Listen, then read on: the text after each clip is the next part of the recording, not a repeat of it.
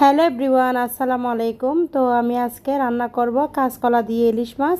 ইলিশ মাছ দিয়ে যে কোনো কিছু রান্না করলে অনেক বেশি ভালো লাগে, কচুরমুখী দিয়ে রান্না করলেও ভালো লাগে। তো আমি এখানে কড়াইয়ের মধ্যে তেল দিয়ে দিছি, এরপর হচ্ছে বেশি করে পেঁয়াজ কুচি দিয়ে একটু নরম করে ভেজে নিয়েছি। এরপরে হচ্ছে পানি দিয়ে দিছি, এরপরে দিয়ে দিছি হলুদ গুঁড়া, মরিচ গুঁড়া, জিরা গুঁড়া, ধনে গুঁড়া, এগুলো দিয়ে আর একটু পানি দিয়ে ভালো করে কষিয়ে নিব।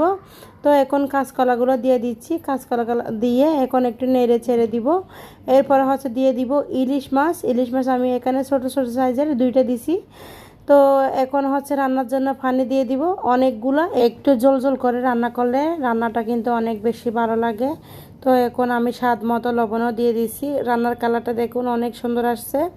তো এখন আমি একটা স্লাইস করে এই টমেটো দিয়ে দিছি, 4-5টা কাঁচামরিচ দিয়ে দিছি। তো এখন হচ্ছে আমি ঢাকনা দিয়ে রান্নাটা করে নিব। রান্নাটা কিন্তু হয়ে গেছে। অনেকক্ষণ রান্না করার পরে কাঁচকলা দিয়ে ইলিশ মাছ এতটা মজা হবে কল্পনাও করে নেই, অনেক বেশি মজা হয়েছে।